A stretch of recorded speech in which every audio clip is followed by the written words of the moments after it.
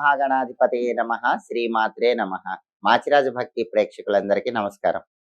ఫిబ్రవరి 1వ తేదీ నుంచి ఫిబ్రవరి 10వ తేదీ వరకు మేషాది ద్వాదశ రాశులకి రాశి ఫలాలు ఏ విధంగా ఉండబోతున్నాయో, ఏ గ్రహాలు యోగిస్తున్నాయో, ఏ గ్రహాలు యోగించటం లేదో, ఎటువంటి పరిహారాలు చేసుకోవాలో, ఏ ఏ దేవీ దేవతల ఆలయ దర్శనం చేసుకోవాలో, ఏ మంత్రాలు చదువుకోవాలో, ఏ స్తోత్రాలు పఠించుకోవాలో, సకల దేవతా స్వరూపమైన గోమాతకి ఏ ఆహారం తినిపించాలో, ఎలాంటి ద్రవ్యాలు దానం ఇచ్చుకోవాలో, అలాగే ఈ 10 రోజుల్లో మేషాది ద్వాదశ రాశుల వారికి సంపూర్ణంగా అన్ని రంగాల్లో ఆర్థిక, ఆరోగ్య, కుటుంబ వ్యవహారాల్లో ఎటువంటి ఫలితాలు రాబోతున్నాయో ఈ వీడియోలో మనం తెలుసుకుందాం. తదుపరి కుంభరాశి. కుంభరాశి వాళ్ళకి ఫిబ్రవరి 1 నుంచి ఫిబ్రవరి 10 మధ్యలో సూర్యుడు 12వ స్థానంలో సంచారం చేస్తూ వ్యతిరేక ఫలితాలు ఇస్తున్నాడు. వ్యయంలో రవ్వున్నప్పుడు ఆఫీస్ పాలిటిక్స్ విపరీతంగా ఉంటాయి. పైకి నవ్వుతూ వెనక వెన్నుపోటు పొడిచేవాళ్ళు ఆఫీసులో కుంభరాశి వాళ్ళకి పెరిగిపోతూ ఉంటారు.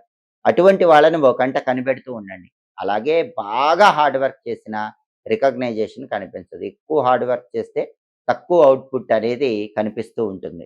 అలాగే పాలిటిక్స్లో టెన్షన్స్ ఉంటాయి. తండ్రి వైపు బంధువుల వల్ల సమస్యలు ఉంటాయి. తండ్రితో గొడవలయ్యే అవకాశం ఉంది. కాబట్టి జాగ్రత్తగా తండ్రితో మాట్లాడాలి.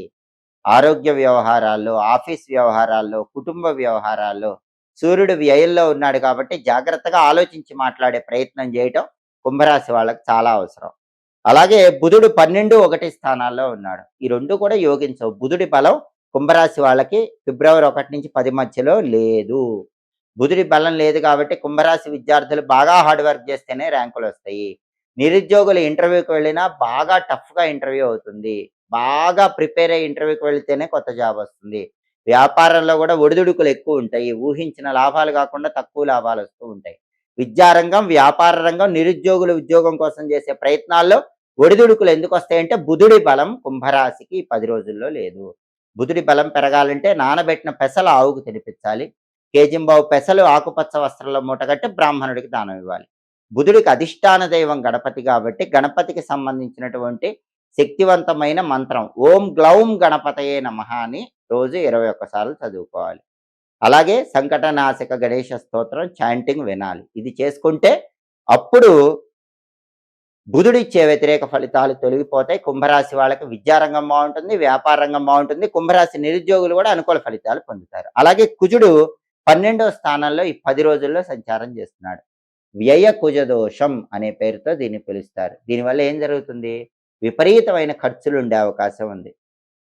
బాగా దగ్గరైన వాళ్ళు కూడా శత్రువులుగా మారిపోయే అవకాశం ఉంది. అంతర్గత శత్రువులు ఎక్కువగా ఉండే సూచనలు ఉన్నాయి. శత్రు బాధలు, ఖర్చులు అనేవి కుంభరాశి వాళ్ళకి 12వ ఇంట్లో కుజుడి వల్ల ఈ 10 రోజుల్లో కనిపిస్తాయి. ఆ సమస్య నుంచి బయటపడాలంటే లక్ష్మీ నృసింహ కరావలంబ స్తోత్రాన్ని రోజు వినండి. ఓం నమో నారసింహాయ మంత్రాన్ని 21 సార్లు చదువుకోండి. నానబెట్టిన కందులు బెల్లంతో కలిపి ఆవుకు పెట్టండి. కేజింబావు కందులు ఎర్ర వస్త్రంలో మూటగట్టి బ్రాహ్మణుడికి దానం ఇవ్వండి. వీటిలో ఏది చేసినా వ్యయంలో కుజుడిచ్చే వ్యతిరేక ఫలితాలు తొలగిపోతాయి.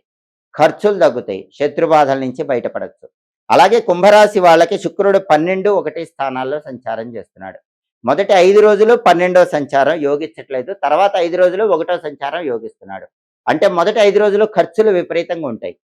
తల్లిదండ్రులతో రిలేషన్ అంత గొప్పగా ఉండదు. కానీ తర్వాత 5 రోజుల్లో బ్రహ్మాండంగా జీవితాన్ని కొనసాగిస్తూ ఉంటారు. తర్వాత 5 రోజుల్లో అంటే ఫిబ్రవరి 6 నుంచి ఫిబ్రవరి 10 మధ్యలో శుక్రుడు యోగించడం వల్ల విందు భోజన ప్రాప్తి యోగం కుంభరాశి వాళ్ళకు ఉంటుంది. బ్రహ్మాండమైన రుచికరమైన భోజనం చేస్తారు. వినోదపరమైన కార్యక్రమాల్లో పాల్గొంటారు. లేడీస్ సపోర్ట్ బాగా ఉంటుంది. జనాకర్షణ విపరీతంగా ఉంటుంది. ప్రజాకర్షణ విపరీతంగా ఉంటుంది. కుంభరాశి పురుషులైనా స్త్రీలైనా లేడీస్ సపోర్ట్ వల్ల బాగా ఎదగలుగుతారు. అంటే ప్రధానంగా శుక్రుడికి మొదటి 5 రోజుల్లోనే పరిహారాలు చేసుకోవాలి. మొదటి 5 రోజుల్లో నానబెట్టిన అలసందలు ఆవుకు పెట్టాలి. కేజింబావు అలసందలు తెల్ల వస్త్రంలో మూటగట్టి బ్రాహ్మణుడికి దానం ఇవ్వాలి.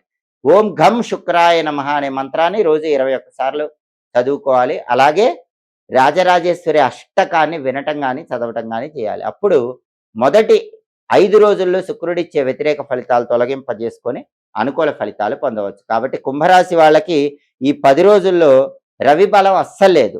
కుజుడి బలం అస్సలు లేదు. బుధుడి బలం అస్సలు లేదు. కేవలం శుక్రుడి బలం మాత్రమే చివరి 5 రోజుల్లో కుంభరాశి వాళ్ళని కాపాడుతోంది. కాబట్టి మిగిలిన గ్రహాలన్నిటికీ కూడా ఈ 10 రోజుల్లో వ్యతిరేక ఫలితాలు పోవటానికి పరిహారాలు చేసుకోండి. అనుకూల ఫలితాలు అందిపుచ్చుకోండి. ఈ రోజుల్లో అందరికీ ఉన్న ప్రధానమైన సమస్య దిష్టి దోషం. దిష్టి దోషం వల్ల చాలా సమస్యలు ఎదుర్కొంటున్నారు. నరుడి దృష్టికి నల్లరాళ్ళు కూడా పగులుతాయని సామెతే ఉంది. దిష్టి దోషం సులభంగా పోవాలంటే ఏం చేయాలి? ఒక మంత్రం ఉంది. ఆ మంత్రాన్ని తప్పకుండా చదువుకోవాలి. ఆ మంత్రం ఏంటంటే ఓం దృష్టి మహాదృష్టి విదృష్టి స్వాహ.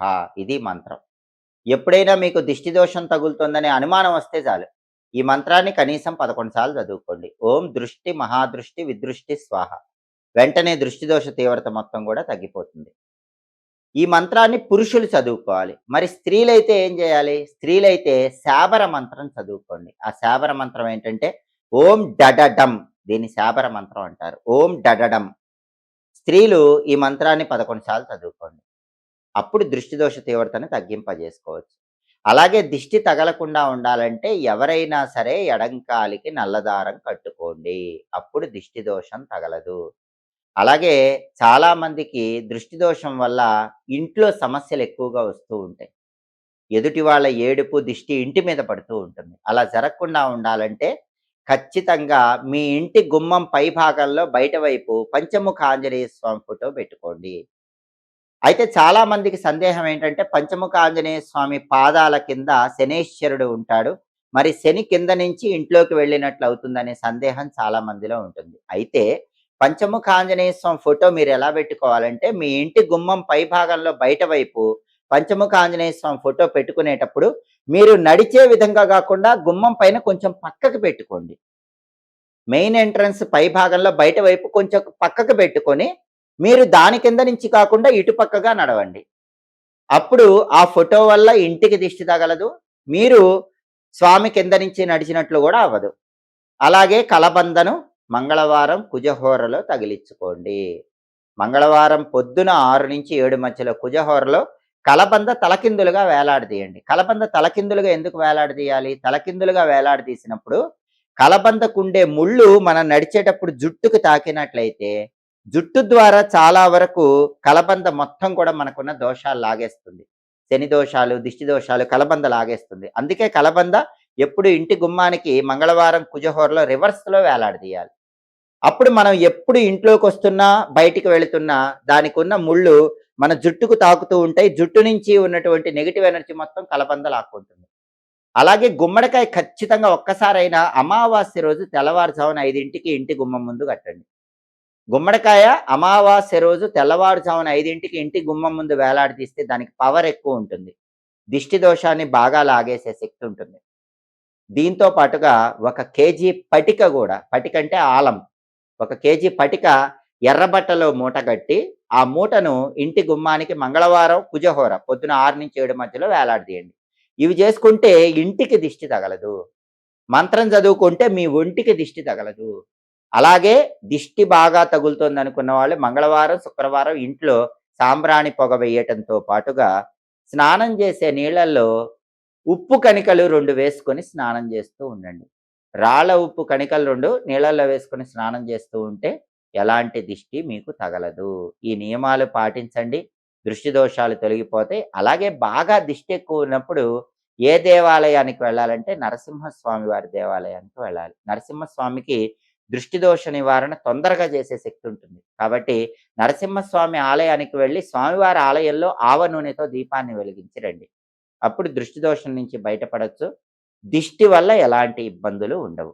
ఎప్పటికప్పుడు జ్యోతిష శాస్త్ర పరంగా దినఫలాలు, మాస ఫలాలు, సంవత్సర ఫలితాలు, గ్రహాల సంచారంలో వచ్చే మార్పు వల్ల కలిగే ఫలితాలు, 10 రోజుల ఫలితాలు ఇవన్నీ తెలుసుకోవాలంటే మాచిరాజు భక్తి ఛానల్ తప్పకుండా చూడండి. మా వీడియోస్ మీకు నచ్చినట్లయితే మా ఛానల్ లైక్ చేయండి, కామెంట్ చేయండి. మా ఛానల్ వీడియోస్ 10 మంది మిత్రులకు షేర్ చేయండి.